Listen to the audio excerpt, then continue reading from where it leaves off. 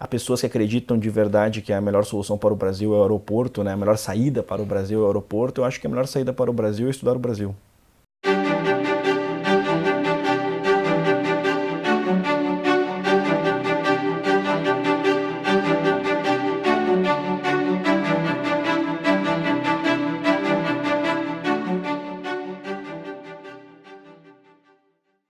Olá pessoal, estamos de volta depois de muito tempo, mas não poderíamos estar em melhor companhia. Comigo aqui está Thomas Juliano.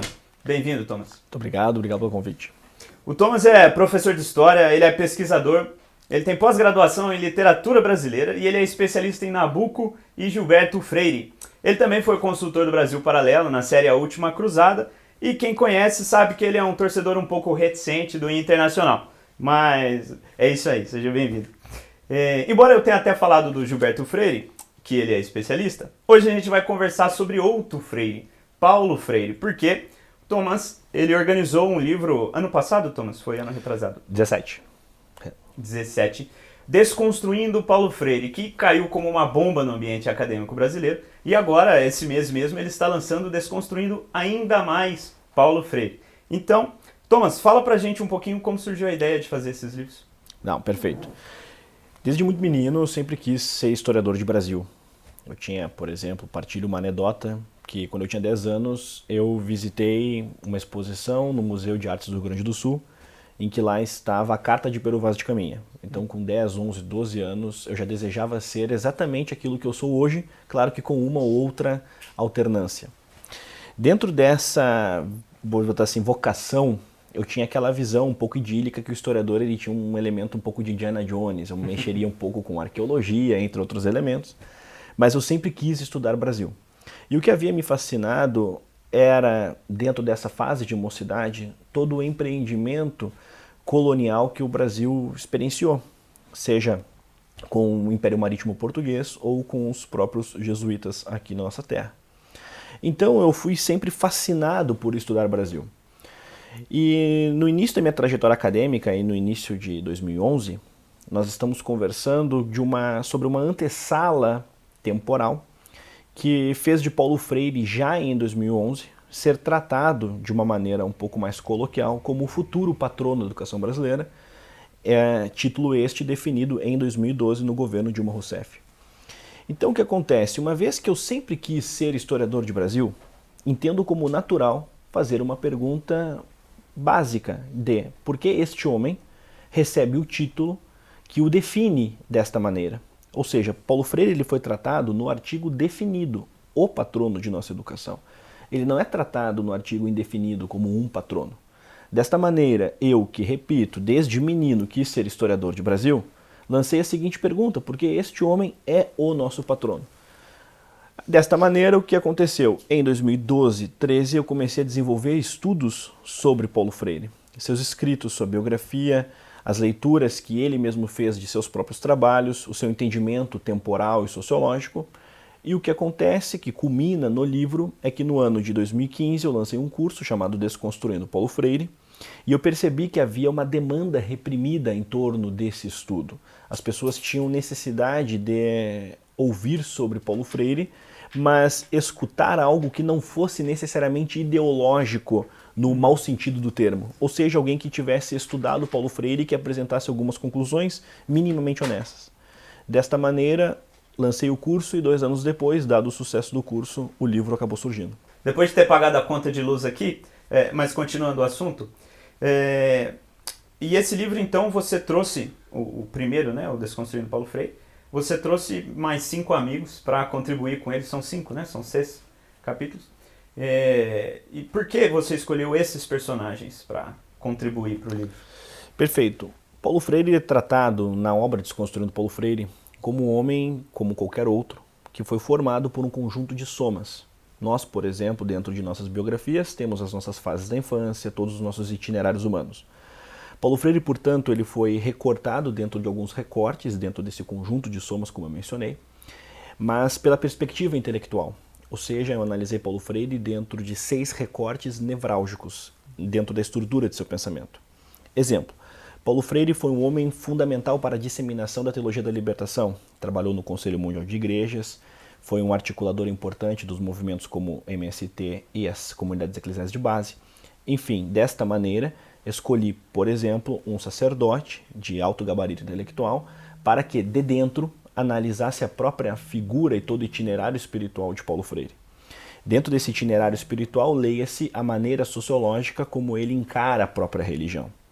É como se fosse, pensemos assim, em nível de exemplo, que nada melhor que um próprio médico para falar da própria medicina, Claro. certo? Então, desta maneira, o Padre Kleber foi escolhido dentro desse sentido. O Percival Pugina tem até uma anedota curiosa, que quando eu conheci o Percival Pugina pela primeira vez, eu pessoalmente era de esquerda, e nós conversávamos muito sobre o Partido dos Trabalhadores. Então, dentro desse tipo de processo, eu alinhei a minha biografia, no meu próprio convívio, por exemplo, com o Percival Pugina, ou com o Rafael Nogueira, que uma de nossas primeiras conversas foi sobre Paulo Freire e educação bancária. Então, eu fiz esse alinhamento entre biografia e, ao mesmo tempo, o gabarito intelectual. Por fim, os outros dois autores que não mencionei. O Clístenes é um professor de línguas clássicas, trabalha com aquilo que se define, o que se chama de alta cultura. Então há um entendimento ali de como explorar Paulo Freire dentro de sua leitura sobre este tema ou sobre essa definição. E o professor Racalage é alguém que estuda um pensamento construtivista, ou seja, alguém que estuda Paulo Freire dentro de um ambiente de seus pares. Então é aquele homem que possui um gabarito para analisar Vygotsky, Piaget e como Paulo Freire dialoga, por exemplo, com estes, ou com outros autores como Emmanuel Mounier, etc. Legal. E você começa, né, o livro com o seu artigo e ele tem um nome bastante provocativo. Assim, o próprio tema em si é provocativo, embora ele seja um tratado acadêmico, muito sério, com todas as fontes, mas ainda bem que não falta ironia nos momentos adequados para quem aprecia. E o título ele é genial e ele é o patrono do pau oco. E eu queria que você explicasse para a audiência o porquê Paulo Freire seria um patrono do pau oco. Paulo Freire é tratado por aqueles que o veneram, os freirianos mais ortodoxos, vamos definir assim, como uma espécie de profeta de Jaboatão. Paulo Freire viveu em Jaboatão, lá no Grande Recife, né, no estado de Pernambuco, e ele é tratado dentro de um ar profético. Tanto Karl Marx quanto Paulo Freire e outros intelectuais se apresentaram como uma espécie de profetas ateus. Ou seja, ainda que Paulo Freire se dizia que não era ateu, no fundo a sua visão sociológica é a visão sociológica de um ateu, né? Acredita na redenção temporal. Pois bem, neste caso, Paulo Freire se apresentava como uma espécie de profeta, aquele homem que traz um imaginário, uma solução para problemas que o antecedem, ou seja, apresenta uma solução para o tempo, para a realidade dos homens. Desta maneira, Paulo Freire foi entendido sempre como um profeta por estes freirianos que mencionei mais ortodoxos. Ainda, dependendo do tipo de leitura, ele é tratado como uma espécie de São Francisco de Assis do Giz de Cera. Ou seja, eu peguei esta visão profética que o seu pensamento de fato tem, mas estes comentários, como disse São Francisco de Giz de Cera, e trabalhei com a linguagem do Santo do Pau Oco. Então eu fiz o quê? Peguei a linha do Santo do Pau Oco e a ideia dele ser um patrono. Então eu fiz esse tipo de provocação. Show de bola. E, obviamente, tanto durante o resto do livro, quanto no segundo livro, em que no apêndice há algumas resenhas sobre o primeiro livro, isso dialogou com todo mundo que leu e entendeu essa ironia e essa questão, porque ela foi comentada em todos os apêndices, como algo muito interessante. Mas ainda nesse tema, em relação aos seguidores, né, esse caráter profético, no artigo do Percival, eu gostei que ele conseguiu resumir ali, sintetizar o capítulo dele com a frase: era marxismo sujo de pó de giz. Porque ele recapitula, né, todo o envolvimento político, o fundamento político de Paulo Freire.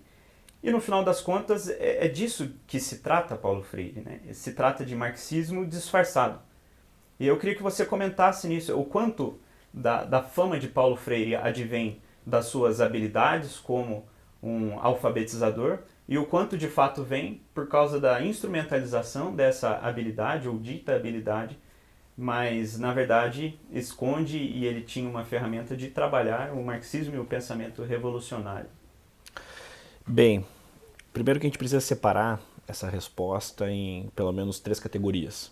A primeira é inserir Paulo Freire dentro da estrutura do pensamento marxista. Em breves palavras, Marx tem um pensamento que pode ser dividido em duas grandes etapas, o chamado Jovem Marx e o Marx deu o Capital. Esta é uma definição de Raymond Aron. E dentro desta separação, insiro Paulo Freire como aquele que leu o Jovem Marx e pegou conceitos caros àquela vida temporal de Marx, aquela vida intelectual, como, por exemplo, a luta de classes, a alienação e outros conceitos. Então, Paulo Freire é um leitor do Jovem Marx, não é um homem que trabalhou com conceitos marxistas, como, por exemplo, mais-valia, modo de produção, mas vai ter trabalhado com alienação. Então, Paulo Freire leu o espaço de sala de aula como espaço em que existe a alienação.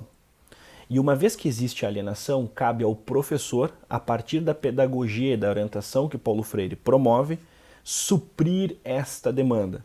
Então, o professor encara o aluno como aquele que hospeda determinados comportamentos e a partir dessa hospedagem a escola é um lugar de lobotomização. Bem, então inserimos aqui Paulo Freire de maneira breve dentro da estrutura do pensamento marxista. Ele leu o chamado Jovem Marx e ele se escorou dentro dessa estrutura de pensamento. O segundo aspecto que dentro da manifestação da pergunta, que a gente também precisa inserir, é que Paulo Freire não foi aquele que trouxe a doutrinação, a chamada doutrinação para o pensamento educacional brasileiro. Se nós pensarmos em doutrinação, talvez Benjamin Constant, o grande intelectual da proclamação da República, do golpe republicano, Benjamin Constant era um professor essencialmente doutrinador. Tanto que o positivismo vai sair do banco escolar e vai sair fomentado por um próprio professor. Então, desta maneira, a doutrinação ela existe historicamente dentro do aparelho brasileiro de ensino de uma maneira que antecede Paulo Freire. O que Paulo Freire vai fazer é, a seu modo, instrumentalizar, a seu modo doutrinar, a seu modo redefinir a maneira de ensinar. E o terceiro caso, o terceiro ponto, para sintetizar essa resposta, é que existe, além de outros professores historicamente doutrinadores, nós vamos ter um aparelho estatal que nasce em uma estrutura ditatorial, que é o Ministério da Educação, que nasce na era Vargas, que tem até hoje como ministro mais longevo de nossa história, Gustavo Capanema, que é um ministério que nasceu com a sede de modelar um brasileiro ideal. Esta antessala temporal estatal serviu para que Paulo Freire, em um certo sentido, conseguisse se promover. Paulo Freire é alguém que nas décadas de 50, 60, 70, ele conseguiu desfrutar de todo um aparelho estatal que o beneficiou. Paulo Freire tem uma carreira alinhada dentro de alguns aparelhos de estados no Brasil e, ao mesmo tempo, se popularizou no mundo como um todo, no estrangeiro, e nos lugares em que a sua pedagogia foi disseminada, como alguém que trabalhou, digamos assim, de uma maneira bem coloquial, nos lugares certos. Ele trabalhou, por exemplo, no Conselho Mundial de Igrejas. O que o Conselho Mundial de Igrejas fez para ele? Patrocinou mais de 100 viagens para que ele pudesse disseminar as suas obras, todas elas já traduzidas. Ou seja, se Paulo Freire é um autor brasileiro mais lido no mundo, a gente precisa levar isso em conta. Ou seja, houve uma grande instituição que traduziu as suas obras e, mais do que isso, que o popularizou, que financiou suas próprias viagens. Paulo Freire, por exemplo, foi condecorado e endossado, por exemplo, pela Unesco. Paulo Freire teve a sua aplicabilidade pedagógica em alguns países africanos. Essas aplicabilidades desenvolvidas a partir dessas instituições. Então, Paulo Freire, dentro do pensamento marxista, ele é alguém que leu o Jovem Marx. No elemento sociológico do Brasil, ele não é o primeiro doutrinador. E eu não coloco nem Benjamin Constant como o primeiro doutrinador, dei só um exemplo. E dentro desta referência, Paulo Freire foi alguém que trabalhou nos lugares certos e que se beneficia de um aparelho estatal que o antecede. De certa forma, ele era muito competente, né, em espalhar a sua mensagem, porque a influência dele, talvez por conveniência para as outras figuras políticas, mas também pela forma com que ele se portava e para quem ele entregava essa mensagem, desde cedo, né? Inclusive o evento que o tornou famoso no Brasil, que são os 40 dias de alfabetização lá, já tinha presença de presidente, ele já tinha alcançado um patamar, já na década de 60, de status de herói nacional, de certa forma. Então, nesse sentido, eu acredito que a gente tem que ceder isso a ele, né? A competência dele nesse ponto. E a própria presença de um presidente em Angicos, e ou mais do que isso, de todo o financiamento para aquele processo, já toca exatamente neste encaminhamento de que há uma antessala estatal que o beneficiou e que continua beneficiando ideologicamente qualquer forma de perversão. Eu costumo dizer que se você colocar Aristóteles para ser ministro da Educação no Brasil, mesmo assim o processo educacional no Brasil não será solucionado. O problema não é a competência de quem lá está. O problema é que você tem uma antessala histórica de um aparelho estatal que nasceu para ser um preenchimento ideológico, para cumprir uma função ideológica. Que foi o que você citou com o MEC e com o Getúlio, né? Interessante. E pensando nisso também, até essa relação um pouco promíscua entre o ideólogo necessário ou conveniente e os políticos que lá estavam para alcançar seus objetivos, considerando toda a adoração, acho que é até um ponto interessante de falar, do Paulo Freire em relação às figuras revolucionárias daquela época, mas indesculpável a postura dele, se você considerar que a história passou e ele verificou o resultado daquilo que ele defendia. Então ele poderia ter se desculpado, a gente obviamente entende o papel do perdão e o papel do arrependimento, mas quando a pessoa não demonstra esse arrependimento, ela apresenta uma falha de caráter que vale a pena apontar. Então, antes da minha próxima pergunta, até gostaria que você comentasse. A gente conversando antes, você falou de estudar, uma das razões pela qual você começou a procurar dentro de Paulo Freire foi investigar se ele havia se desculpado, né? Porque, assim como vários assuntos, a gente reclama de coisas de maneira muito superficialmente, e o Paulo Freire, aqueles que não gostam dele, obviamente o criticam pela filiação comunista e pela defesa que ele fez dessas figuras. Mas aí você estava comentando comigo como foi a postura dele em relação a essas figuras. Então fala um pouco pra gente sobre isso. Bem, um historiador ele deve fazer um processo de desvelar o seu objeto, comentávamos isso, né? Então a primeira vez que li, por exemplo, A Pedagogia do Oprimido, que é um livro que se você torce, escorre sangue, dentro desse processo de leitura, eu reli a obra e quis investigar se Paulo Freire havia relido aquele trabalho, se retratado e tivesse adotado uma certa postura similar à que o Ferreira Goulart, por exemplo, adotou, de perceber que errou. Quanto ao erro de Paulo Freire nas suas definições políticas, a gente precisa entender que errar, como o pessoal mesmo diz, né, errar é humano, faz parte da condição humana, faz parte de nossa natureza caída. Então, dentro dessa Constituição, eu não li A Pedagogia do Oprimido e saí tutelando que Paulo Freire era alguém que fez apologias a genocidas. Eu quis investigar de fato se ele havia estudado os seus próprios textos. Segundo Walter Corran, que é um intérprete de Paulo Freire é o autor que mais leu o seu próprio trabalho. Ou seja, releu várias vezes o seu livro. E segundo o mesmo, Paulo Freire leu, entre todos os seus livros, mais vezes A Pedagogia do Oprimido. Então, pensemos aqui.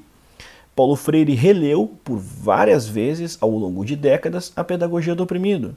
E ele passou várias e várias vezes com o seu endosso de que Che Guevara era sinônimo de amor, por exemplo, e que a Revolução Cultural Chinesa, propagada por Mao Tse-tung, o maior genocida da história da humanidade, foi um método pedagógico, no mínimo, elogiável.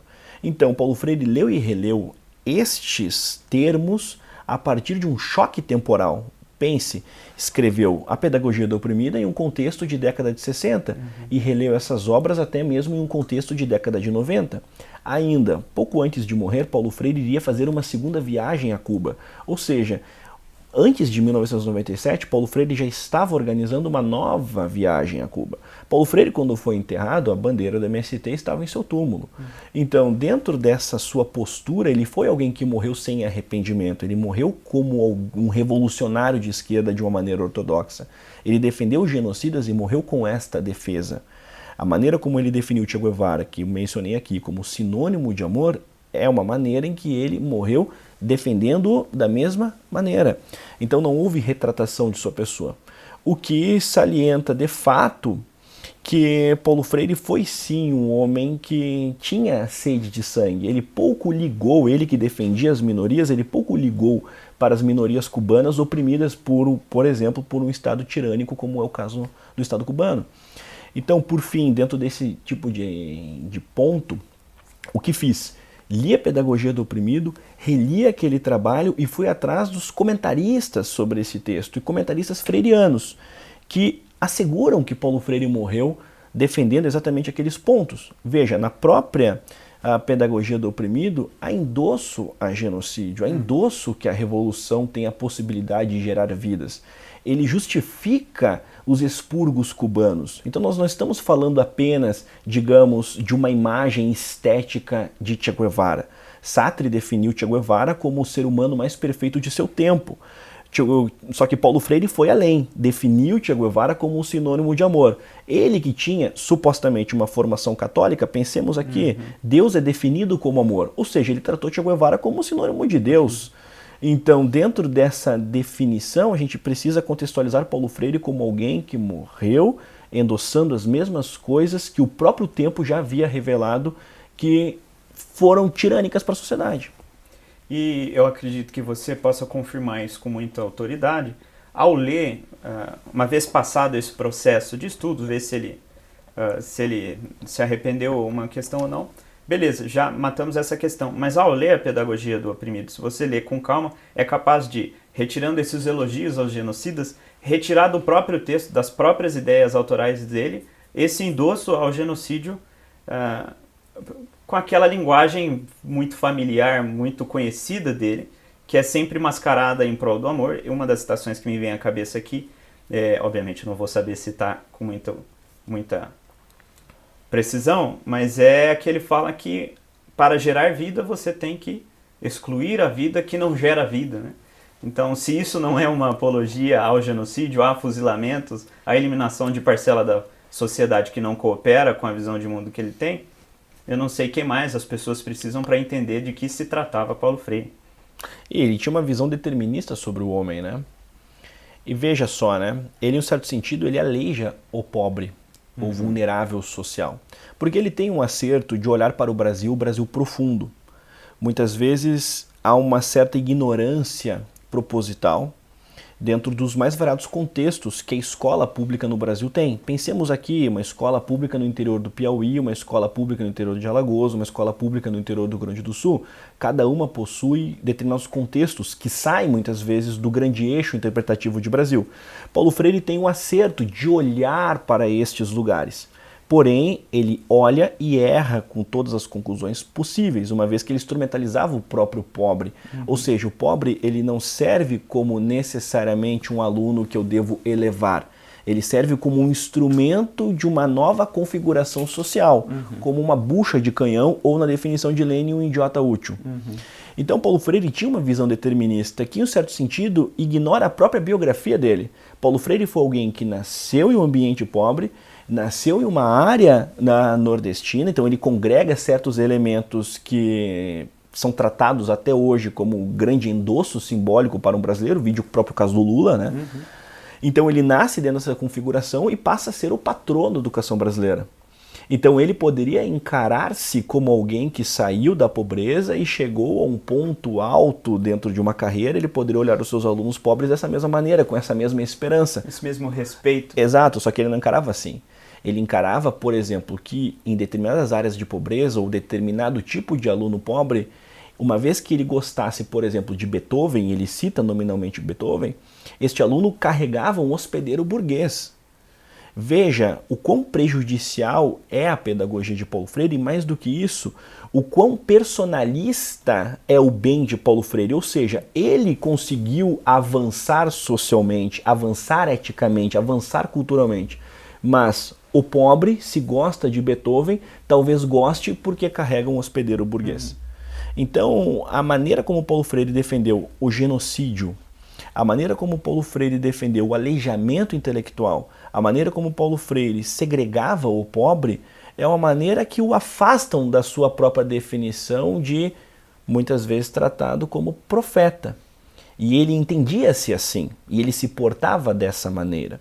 Ou seja, ele entendia que o seu texto tinha um ar profético, ele se colocava dessa maneira.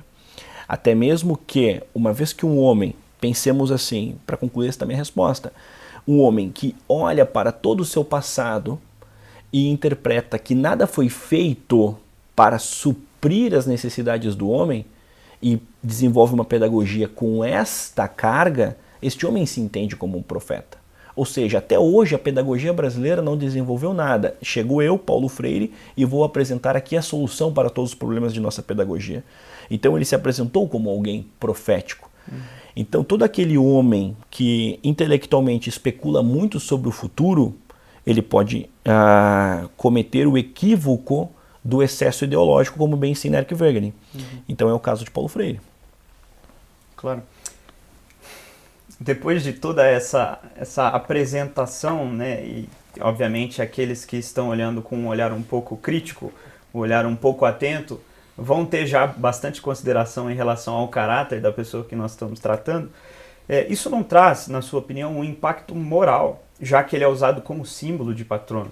Não traz um impacto moral na educação brasileira? Não só por influência. Aqui nos livros é comentado que muito se fala de Paulo Freire, mas muitas vezes as pessoas que o defendem nem estudaram a sua obra, né? É só um lugar comum dentro da pedagogia brasileira. Só que você fez um apêndice sensacional no primeiro livro em que você mostra a presença constante, né? Até perturbada, na minha opinião, de Paulo Freire em todas as provas públicas, vestibulares. Então está, de fato, presente na educação brasileira. E essa influência, ela não é um símbolo imoral, não é... Poxa, a gente está colocando alguém que defende genocídio, não seria como a Alemanha talvez colocar Goebbels como seu patrono do marketing alemão? Qual que seria esse impacto no estudante médio brasileiro, que tem pouca compreensão do que acontece? Bem, a gente pode ramificar essa resposta. Por exemplo, a média de leituras de nossos professores é uma média baixa. Ainda, nós temos graves problemas dentro da estrutura mais básica de ensino. Muitas escolas sequer giz de cera possuem. Então nós temos vários problemas que de fato existem, que tocam desde a subcultura de determinados professores, até mesmo em aparatos mais básicos que o Estado teoricamente deveria fornecer. Então a gente tem esta primeira escala de problemas que toca na ordem escolar. Ponto. O segundo fato é o elemento simbólico, aquilo que Paulo Freire de fato representa e ecoa. E ele é um símbolo antagônico ao professor ideal. Ele defendia, por exemplo, que a educação liberta, mas não foi ele que inventou isso.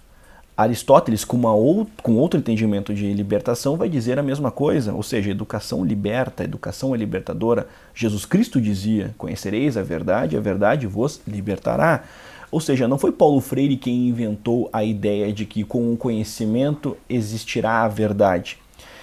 O que acontece é que Paulo Freire ele vai parafrasear diferentes autores, vai colocar dentro de uma certa salada muito mal desenvolvida, muito mal temperada em matéria estilística, e vai apresentar algumas conclusões que são lugares comuns, como sendo suas, como por exemplo esta que citei da educação libertadora.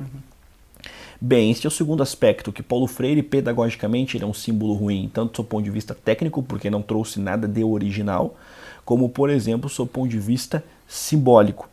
E o terceiro ponto, dentro dessa ramificação, que poderia ser bem maior, a gente ainda precisa compreender que, a partir do momento em que Paulo Freire ele é tratado simbolicamente como a nossa vaca acadêmica mais premiada, eu tenho um capítulo que eu escrevo sobre isso, e a gente pode até usar aquela máxima do Nelson Rodrigues que diz que o brasileiro buscaria o prêmio Nobel a nado, justamente por ser um título de grande expressão que o brasileiro gosta de chamar a atenção no estrangeiro, e por aí vai. Paulo Freire é a nossa vaca acadêmica mais premiada. Então existe um argumento de autoridade que o define. Veja só, Paulo Freire é o autor brasileiro mais citado do mundo. É uma verdade? É. Aí muitas vezes o sujeito que diz isso é monoglota. Bom, você não viu que tipo de citação. Pensemos aqui só em nível de provocação. Quantas citações, por exemplo, Stalin deve receber em trabalhos acadêmicos? E isso faz de Stalin uma referência intelectual? Não, não faz. Então a gente precisa também entender o que é de fato valorativo em ser citado. Veja, o caso de Paulo Freire é sim um caso em que seu pensamento, na maior parte das vezes, ele tem sido endossado. Mas existem marxistas e intérpretes do marxismo latino-americano em várias universidades no mundo todo. Paulo Freire, uma vez que é um expoente do marxismo brasileiro, do marxismo latino-americano, é normal que ele seja estudado. Então, uma vez que é normal ele ser estudado, isso não faz com que o pensamento dele seja um pensamento indiscutível. E por fim, dentro dessa ideia de que o seu pensamento é indiscutível, cabe salientar. Paulo Freire é um autor que basta você levantar algum ponto de dúvida que você já é tratado como um inimigo da educação brasileira, da educação pública, do professor, entre outros temas. Tanto é que eu brinco, e para concluir esta minha fala, eu brinco que quando eu lancei o Desconstruindo Paulo Freire, eu sabia que eu estava brincando de ser um kamikaze, que eu jamais, claro que é uma hipérbole, né? A gente nunca sabe como é que as coisas se configurarão no futuro, mas que eu jamais conseguiria trabalhar em uma escola novamente, pois eu estava brincando de kamikaze, eu estava entrando dentro de um aparelho e entrando dentro de uma discussão que mais me traria problemas a médio e curto prazo do que necessariamente soluções. Digamos assim, eu gosto de brincar com isso, se amanhã eu precisasse muito trabalhar dentro de uma estrutura formal, numa escola, eu sou graduado, sou historiador, etc. Então, eu gostaria de trabalhar para dar aulas. Depois desse livro, depois desse segundo, depois da Brasil Paralelo e outros trabalhos, será que qualquer escola me receberia? Eu acho que muitas vezes, sem nenhuma espécie de depreciação a esse tipo de função, acho que é mais fácil ser frentista, ser padeiro, voltar a ser vendedor, como eu já fui ao longo da minha vida, fazer qualquer outra coisa. O ambiente de trabalho vai ser muito melhor, eu te garanto. Sem dúvida, sem dúvida. Até porque eu tive breves experiências dentro do trabalho escolar e tive muitas experiências em outros lugares ao longo de toda a minha vida profissional. E as minhas melhores experiências não foram aquelas que eu vivenciei dentro do espaço escolar. Infelizmente há esse... o fato é essa figura mesmo, né? Há essa... não só uma proteção, mas é aquela defesa de militância em prol dessa figura, né? Então, qualquer pessoa que aponte o dedo, no caso, para o rei está no caso, Paulo Freire está no demais, e a gente só consegue ver marxismo, com certeza vai arranjar problema para si.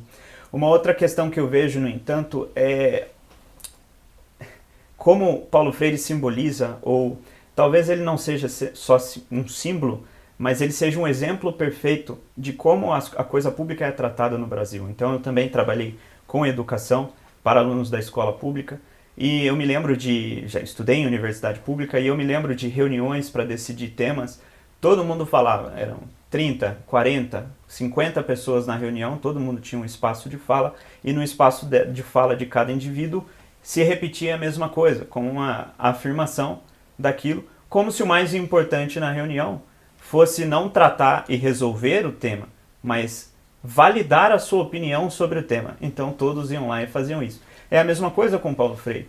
O foco, teoricamente, do trabalho dele e de um patrono da educação seria alfabetizar, libertar a pessoa para que ela consiga trilhar o seu próprio caminho, para que ela use do potencial humano criativo e consiga trabalhar suas ferramentas para melhorar a sua vida.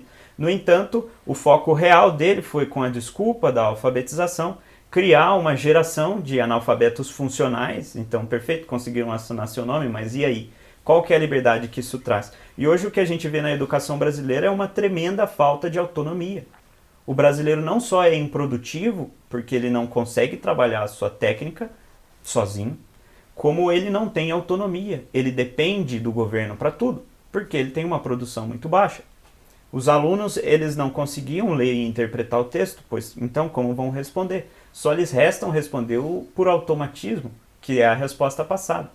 E assim você vê que é toda a questão pública no Brasil. Vocês comentam, na verdade, quando você critica o MEC, a estrutura do MEC, no livro mais recente, o Desconstruindo Ainda Mais Paulo Freire, você fala sobre a importância da existência, ou se deveria, ou se funciona em nível nacional. E você comenta o fato que o Brasil ainda não tem saneamento básico no país inteiro, e a gente está tentando tratar de algo que é em um nível superior.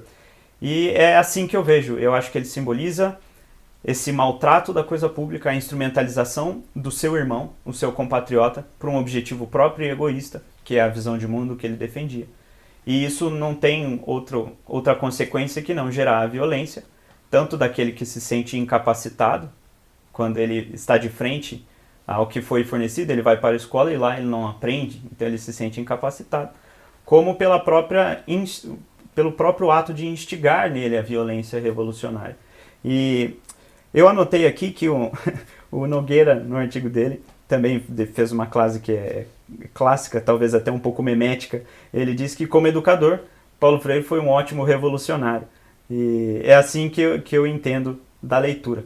No entanto, eu queria trazer um outro ponto. O artigo, o capítulo do Padre Kleber, ele é muito claro também em explicar, junto com o Pugina ali, trabalhando da história dele, o envolvimento com a teologia da libertação, quanto trabalho deu para a esquerda e quanto trabalho a esquerda brasileira investiu na educação para alcançar o patamar que eles alcançaram.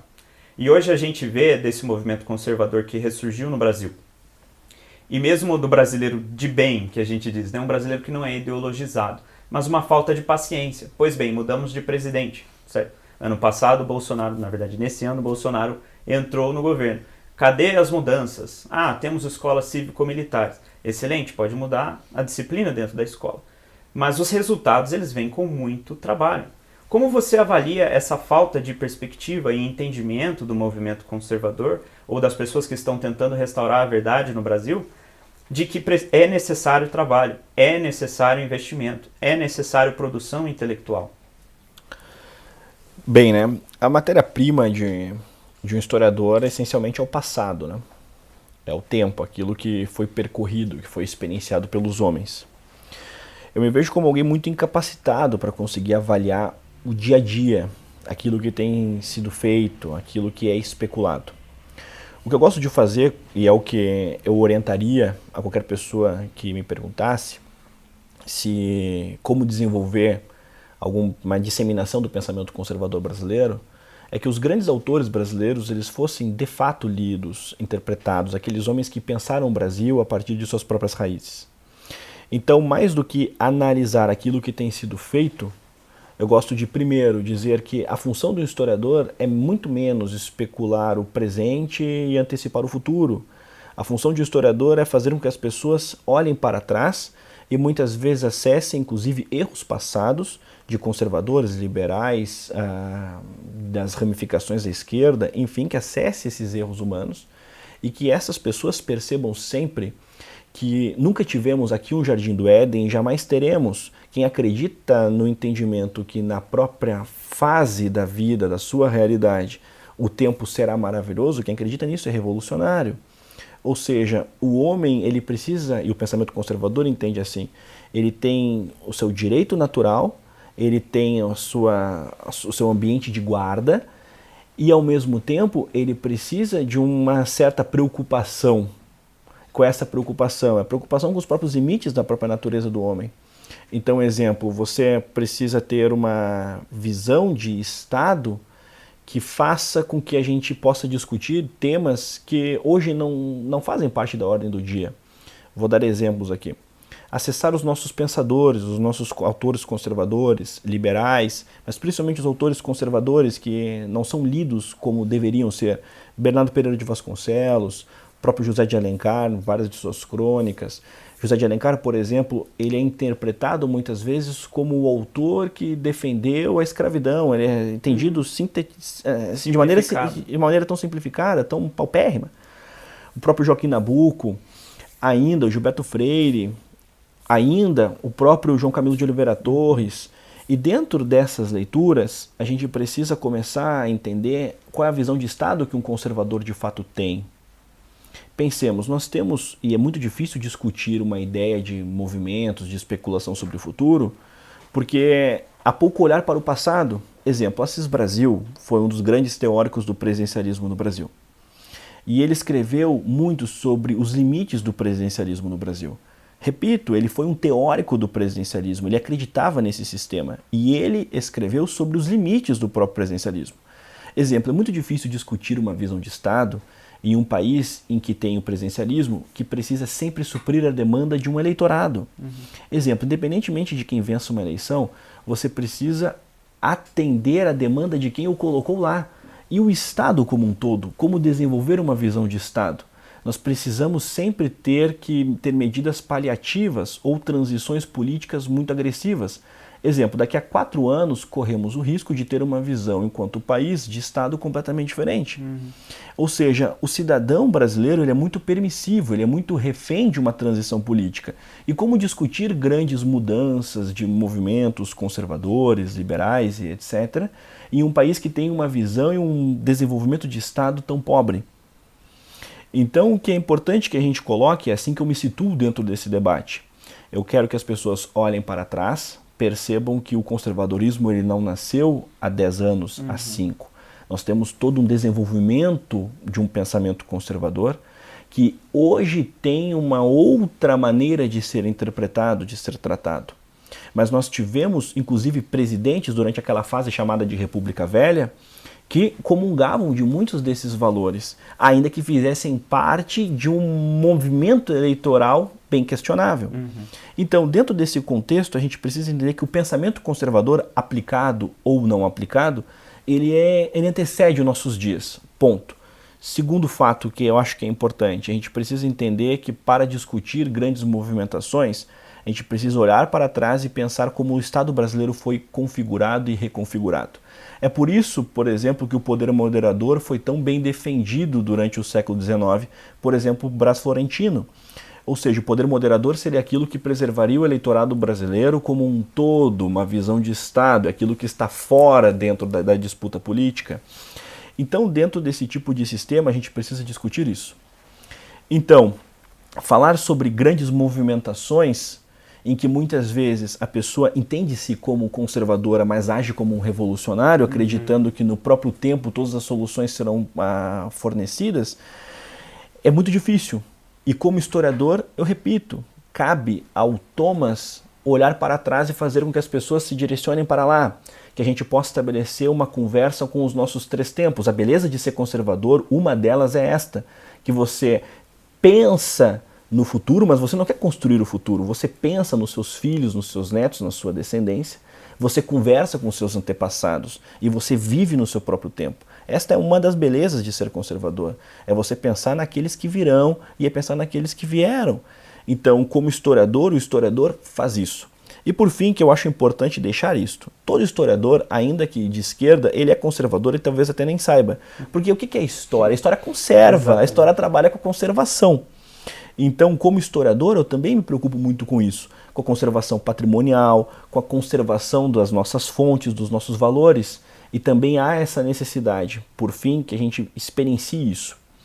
Então, a pessoa quer ser conservadora, ela precisa entender qual é o conservadorismo brasileiro, de fato, visitar os seus museus, visitar os seus lugares, frequentar aquele espaço que formou a alma do brasileiro, alma esquecida, vilipendiada, mas está aqui, está aqui. Por fim, o suor de Anchieta irrigou o solo do Brasil.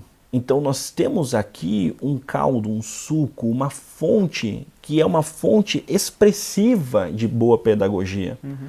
Então, uma vez que a gente tem uma fonte expressiva de boa pedagogia, quantos países do mundo podem dizer que entre seus primeiros colonizadores, catequizadores, nós temos um santo? Quantos países do mundo podem dizer que preservam a sua primeira fonte escrita, que é a Carta de Pero Vaz de Caminha? Quantos países do mundo podem dizer que tem uma das 10 maiores bibliotecas do mundo, que tem uma das 10 cafeterias mais bonitas do mundo? Quantos países do mundo podem dizer que o maior redentor dos cativos no Brasil, Joaquim Nabuco, foi também alimentado com leite de escrava? Ou seja, o Brasil tem uma poeticidade que é dele, e o conservador brasileiro precisa acessar exatamente isso. Conservar esses tempos e dialogar com o passado, com o presente, sem especular de maneira revolucionária o futuro. Eu diria mais do que precisa, ele deve.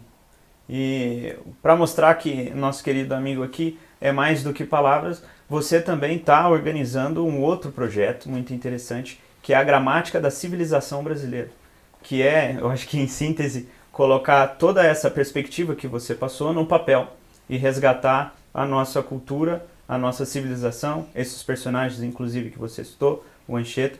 Então, eu queria que você explicasse rapidinho pra gente aí, dentro de 3 minutos, do que se trata esse projeto. Eu vou deixar o link para vocês contribuírem, está em processo de crowdfunding aqui na descrição, vou também tentar fazer aparecer na tela, vou ver se funciona, quem sabe.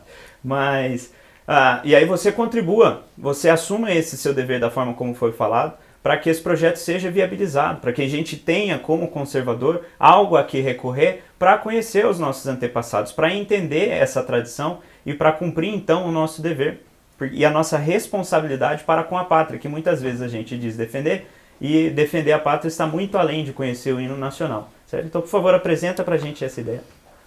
É uma obra pensada dentro de uma estrutura técnica, embasada em fontes, ela vem em diálogo com aquilo que o Fernand Braudel, um historiador francês, desenvolveu com a gramática da própria história. Ele desenvolveu uma gramática historiográfica, então espelhado nisso, com uma ou outra mudança, eu a adaptei para a estrutura da história brasileira. Então é uma obra que preenche desde apresentações biográficas de homens que muitas vezes foram esquecidos, mas apresentados embasados em fontes e não com um certo ufanismo verde-amarelo, vamos botar assim. Ainda é uma obra escorada para atender uma demanda que eu noto que de fato existe. Muitas vezes pais não possuem informação e querem complementar a educação que o filho, o ensino que o filho recebe dentro do espaço escolar, ou muitas vezes sequer recebe, ou ainda recebe algo completamente pervertido. Exemplo, Joaquim Nabuco pode ser tratado dentro do ambiente escolar, e em boa medida ele é tratado assim, como alguém que na verdade só tem valor porque é um branco que libertou os escravos, ele é tratado desta maneira. Ou seja, todo o itinerário humano de Joaquim Nabuco, peguei um exemplo, é completamente desprezado. Então é uma obra que responde a este tipo de anseio, mas responde não no sentido meramente vazio, apaixonado, responde embasada em fontes. Então é uma obra que vai ter aí uma compilação de mais de 200 exercícios, apresentação de mais de 300 fontes primárias, é uma obra que reúne mais de 10 profissionais, é uma obra, por exemplo, que vai ter, estamos especulando até o presente momento, quase 900 páginas, que vai percorrer aí os itinerários históricos do Brasil, que vai tocar em temas polêmicos ou que muitas vezes sequer discutidos são, por exemplo, Inquisição, a escravidão e etc. Ainda, por fim, é uma obra que apresentará ali o que é uma lista de leituras suficientes para mais de 10 anos de estudos. Então é o tipo de trabalho que eu tenho muito orgulho em estar desenvolvendo, porque a partir desse tipo de estudo eu acho que mais uma vez capitaneio algo que preencherá uma demanda intelectual reprimida. E não é uma obra, assim como o próprio Desconstruindo Paulo Freire também não é uma obra ideológica, muito pelo contrário, é uma obra historiográfica que analisa os temas como de fato eles são, analiso as fontes e digo exatamente o que as fontes de fato são.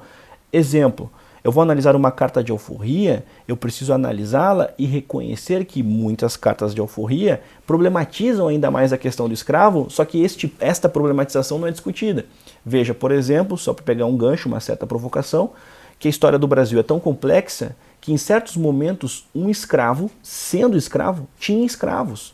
Ou seja, eu quero apresentar ali a história brasileira rica como de fato ela é, complexa como de fato ela é, mas ao mesmo tempo eu não quero elencar uma série de problemas ou de complexidades. Eu quero dar um certo itinerário para que pais, homens de maneira geral, mulheres de maneira geral, possam estudar e ter uma certa bagagem intelectual para compreender o seu país com esses mais de 5 séculos maravilhosos, intensos, perturbadores, como de fato eles são.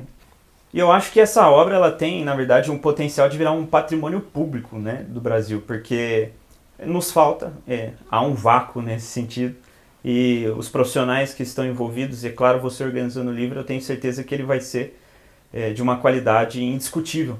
Então, novamente, eu faço esse apelo aí para você que está assistindo, vá ao link e contribua, de acordo com o seu coração e de acordo com o seu desejo de colaborar com a restauração da verdade aqui no nosso país. Mas, Thomas, para continuar ainda nessa pegada, você citou o José de Anchieta um pouco antes, comentou sobre ele ter regado, né, o país com seu suor, sobre ele ter uma pedagogia, e você no livro, no Desconstruindo Ainda Mais, que acabou de sair, você faz essa defesa que você não fez no livro anterior, você não apresentou um substituto, e dessa vez você defende que José de Anchieta tinha que cumprir essa função. Por quê?